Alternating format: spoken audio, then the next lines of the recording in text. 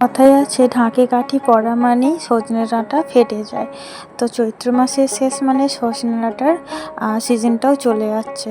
তো সেই মতো বাবা যখন 5টা ডাঁটা নিয়ে এসেছে তখন আমি ভাবলাম যে ডাঁটা দিয়ে কিছু একটা করা যাক।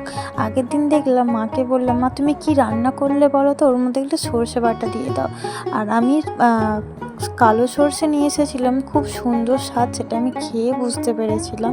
তো সেই মতো মা দিয়েছিল। সেই রেসিপিটা আজকে আমি তোমাদের সঙ্গে শেয়ার করছি, যেটা হলো ডাঁটা দিয়ে, বেগুন দিয়ে, আলু দিয়ে, সর্ষে দিয়ে, শুধু হচ্ছে ঝোল, পাতলা করে ঝোল। তোমরা এটা চাইলে গ্রেভিটা একটু মোটাও রাখতে পারো আর একটু পাতলা একদম ঝোলও করতে পারো। ওর মধ্যে কিছুই পড়বে না, জাস্ট শুধু পড়বে কাঁচা পেঁয়াজ কুচি আর টমেটো আর সর্ষে বাটা। একদম ঝোল যখন ফুটে আসবে, নামানোর কিছুক্ষণ আগে দেবে, আর নুন, হলুদ আর কাঁচা লঙ্কা চেরা। তোমরা চাইলে হচ্ছে একটু হালকা করে জিরে গুঁড়ো দিতে পারো।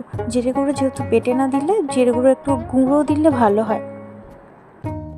আজ আমি তোমাদের সঙ্গে কিছু কথা শেয়ার করলাম। কখনো কখনো এরকম মানুষের সাথে আমাদের দেখা হয়ে যায়, হয়তো কিছু তোমাকে কিনেও দিচ্ছে, তার সাথে খোঁটাও দিচ্ছে। হ্যাঁ, একটা সময় আমাকে শুনতে হয়েছে যে আমাদের তো তেল খাওয়ার অকাত নেই, কিন্তু আমার থেকে তো তেলটা কিনেছিস, এখন বলবি না তো কী বল। তো এই কথাটা বাদ দাও। আজকে রান্নাটা সত্যি খুব সুন্দর হয়েছিল। আর রান্নাটা এরকমই হয়েছিল, ডাঁটাগুলো ভালো করে তেলের মধ্যে ফোড়ন দিয়ে, তেলটা একটু গরম হয়ে গেলে ডাঁটা, আলু, বেগুন ভালো করে ভেজে নেবে। তারপর যেটা করতে হবে, ওর মধ্যে নুন, হলুদ আর জিরে গুঁড়ো দিয়ে ভালো করে হচ্ছে একটু নেড়ে নেবে। ওর মধ্যে আবার পেঁয়াজ আর টমেটো দিয়ে নেড়ে নেবে। আর সবশেষে যখন একটু হালকা ভাজা হয়ে আসবে, ওর মধ্যে জল দিয়ে ফুটিয়ে নেবে। আর যখন দেবে আলুগুলো একদম সেদ্ধ হয়ে গেছে আর পেঁয়াজটা একদম গলে গলে গেছে, তখন সর্ষেটা বেটে ওর মধ্যে দিয়ে দেবে আর নুনটা পরিমাণ মতো দেখে দেবে।